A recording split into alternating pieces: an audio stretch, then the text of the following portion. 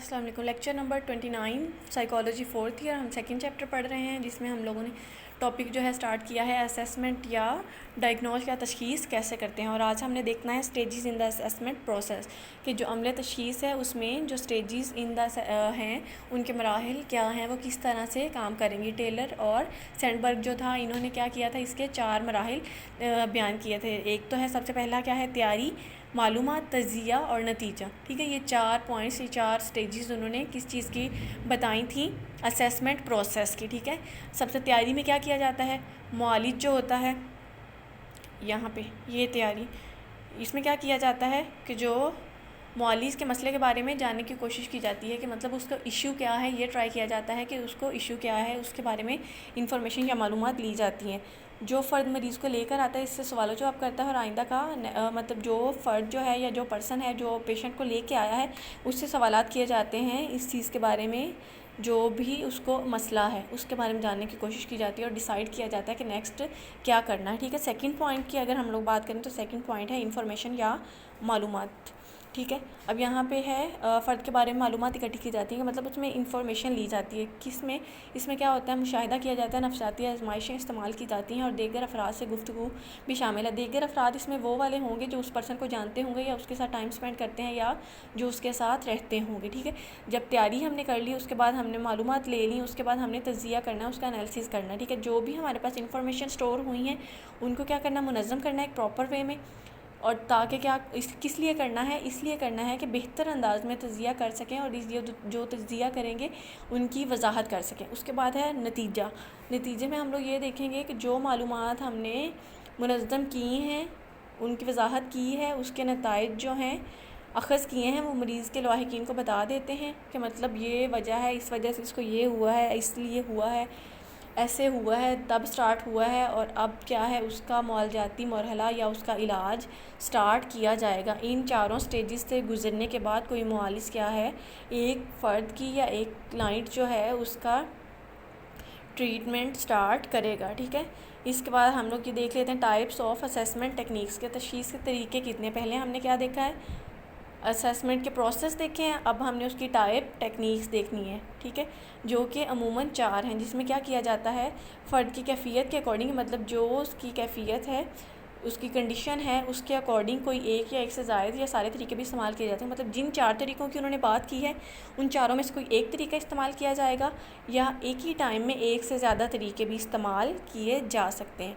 अब से सबसे फ़र्स्ट पॉइंट जो है, फ़र्द से बराह रास्त मालूमात हासिल करना या इंटरव्यू के, मतलब फ़र्द से ख़ुद ही ऑटोमेटिकली पूछना कि उससे इंटरव्यू करना और उससे बराह रास्त लाइव उससे मालूमात लेना कि किस तरह उसको क्या इश्यूज़ हैं, वो अपने बारे में क्या बताना चाहता है, फ्री हैंड उसको दिया जाता है, उसको बताने के लिए उसका इंटरव्यू लिया जाता है। सेकंड पॉइंट जो है उसमें उनका कहना है कि फ़र्द के बारे में किसी दूसरे से मालूमात लेना, कि मतलब उसी फ़र्द के बारे में उसके जानने वाले जो लोग हैं उनसे मालूमात हासिल करना। ठीक है, नंबर 3 पे है फ़र्द का मुशाहिदा करना, कि ऑटोमेटिकली ख़ुद जो मुआलिज है वो फ़र्द को असेस करेगा। ठीक है, उसका मुशाहिदा करेगा, उसको ऑब्ज़र्व करेगा कि वो कैसे आया, कैसे बैठा, ये सारी चीज़ें बहुत मैटर करती हैं। ठीक है, उसका बोलने का स्टाइल क्या था, उसका अपने सिम्पटम्स को या अपने सेल्फ़ को लेकर बात करने का क्या अंदाज़ था, या वो दुनिया को किस प्रोस्पेक्टिव से देखता है, या वो क्या कहना चाह रहा है। ठीक है, नंबर 4 पे क्या करते हैं, मेयारी आजमाइशों का इस्तेमाल करते हैं कि स्टैंडर्डाइज टेस्ट, साइकोलॉजिकल टेस्ट जो होते हैं उनका इस्तेमाल या उनका यूज़ किया जाता है उसको असेस करने के लिए। ठीक है,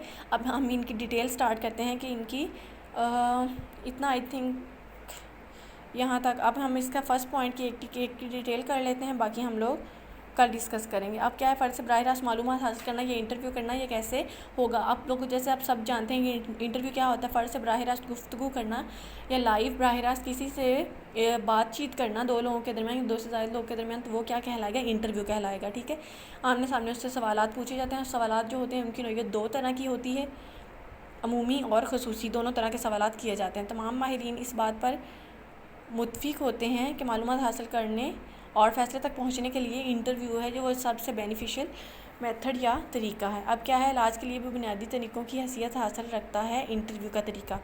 अब इस पॉइंट पे आ जाएं, मुआवजाती इंटरव्यू जो होता है फ़र्द की कैफियत को समझने में मदद देता है, और ताकि क्या होता है वो अपने जज्बात और किरदार के बारे में मतलूबा तब्दीलियाँ ला सके। ठीक है, और इंटरव्यू से क्या होता है मरीज़ और मालिज के दरमियान थोड़ा बाहमी फ़िज़ा या उसकी रिपोर्ट का पैदा हो जाती है कि वो जो फ़र्द होता है अपने तासुरात, जज्बात, एहसासात और मसाइल खुल कर अपने मालिज को बताने के काबिल हो जाता है। ठीक है, इंटरव्यू में क्या होता है अपनी कामयाबियाँ, नाकामियाँ, ताल्लुकात, अपनी ओवरऑल अपनी हर चीज़ बताने के लिए वो क्या होता है, वो किसी भी खौफ के बग़ैर अपनी सारी चीज़ें बयान करने के काबिल हो जाता है। ठीक है, अपनी ज़ात को अपनी मंशा के मुताबिक वजाहत करता है कि मतलब जिस तरह से वह चाहता है अपने बारे में बताता है। ठीक है, ये तमाम मालूमात जो होती हैं मुआलिज के कहने पर या उसके इस्तफ़ार पर उसे मुहैया की जाती हैं। गोया जो मुआलिज के क्लिनिक में बैठकर फ़र्द होता है अपने ज़िंदगी के तमाम कोशे कंगालता है। फ़र्द किन बातों और किन वाक़यात को ज़्यादा अहमियत देता है कि मतलब ये सारी चीज़ें वो देखेंगे कि किन चीज़ों को ज़्यादा इंपॉर्टेंस दे रहा है या किन से साइड कर रहा है या किन चीज़ों के बारे में बात करना नहीं चाह रहा है। ये सारी चीज़ें या सारी बातें बहुत मैटर करती हैं। ठीक है, इसके जज्बात का इजहार क्या वो किस तरह से अपने जज्बात को इजहार करता है। ठीक है, अब इस पॉइंट पे आ जाएं, आम लोगों के ख्याल में क्या होता है जो इंटरव्यू और सादा और आसान सा तरीका है, बिल्कुल भी अब जो आम लोग हैं वो इसको ऐसा ही समझेंगे। किस लिए, अगरचे ये तरीका जो है ज़ाहिर दिखने में आसान और सादा होता है, मगर क्या होता है अगर खुसूसी तौर तरबियत और महारत के बगैर मरीज़ से इंटरव्यू नहीं किया जा सकता, मतलब जब ओवरऑल सिंपल इंटरव्यू की बात नहीं है बिल्कुल, ये एक मुआलिज और उसके क्लाइंट के दरमियान का इंटरव्यू है, तो इसमें भी आपको उसको ट्रेनिंग और महारत की ज़रूरत होगी। ठीक है, अपने क्लाइंट से इंटरव्यू करने, इसमें महज सवालात या जवाबात करने को ही इंटरव्यू नहीं करते हैं, बल्कि जो भी उसके इंटरव्यू के नतीजे में हासिल शुदा मालूमात होती हैं उनकी तशख़ीस करना और उसका फ़ैसला और उसके बारे में अक्सर मकसद तक पहुँचना होता है। ठीक है, अब इंटरव्यू जो है उसकी भी कई इक़साम होती हैं। ठीक है, इंटरव्यू के अगर दो तरह के इंटरव्यू आपको मैं बता दूं होते हैं, एक तो होता है स्ट्रक्चर इंटरव्यू, साख्ती इंटरव्यू और होगा, और एक गैर साख्ती इंटरव्यू होगा। ठीक है,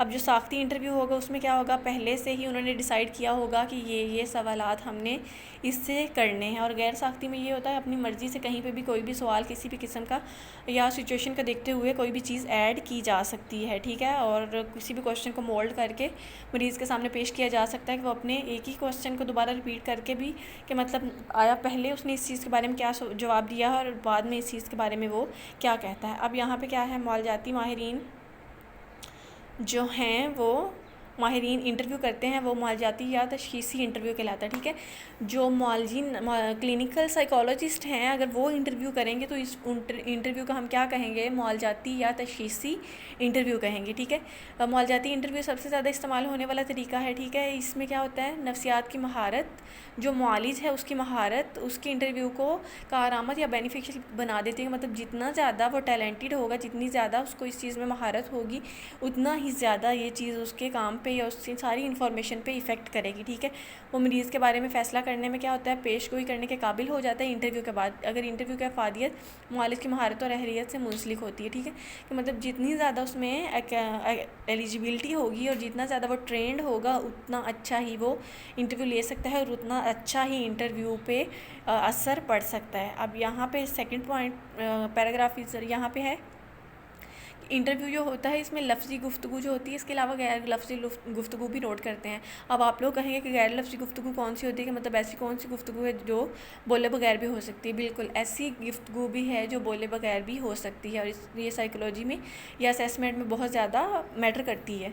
अब क्या है, मरीज़ को समझने में मददगार भी यही चीज़ें जो होती हैं मरीज़ को समझने में भी हमें मदद देती हैं, जिसमें क्या है, मसलन आवाज़ की कपाहट के मतलब कहाँ पर उसकी आवाज़ कपा रही है, या बात करते हुए उसके हाथों की जो मूवमेंट हो रही है या उसमें हल्की सी वाइब्रेशन हो रही है, वो किस लिए हो रही है, और उसकी जो चेहरे पे पसीना आ रहा है या उसकी सांसों का उतार चढ़ाव के मतलब कहाँ पे सांस बढ़ रही है, कहाँ पे कम हो रही है, और कहाँ कहाँ वो गला साफ़ करता है, किस बात पे वो निगाहें नीची करता है, किस चीज़ पे वो निगाहें चुराने की कोशिश करता है, और कहाँ पे वो घबराता है या किस सवाल पे घबराता है। इन सब से क्या होता है, फ़र्द के बयानात की सच्चाई का अंदाज़ा होता है, और ये एक काबिल माहिरीन मुआवजाती माहिर ही जो है वो इन चीज़ों को असेस कर सकता है अच्छी ट्रेनिंग के बाद और अच्छी एलिजिबिलिटी के साथ। ठीक है, अब अगर हम बात करें इंटरव्यू के अमूमन आम समाजी गुफ्तगू सूरत हाल समझा जाता है, जिसमें क्या होता है किसी मसनूई रख रखाव या तजर्बाती सामान की ज़रूरत नहीं होती। मुआलिज एक शरीक मुशाहिदा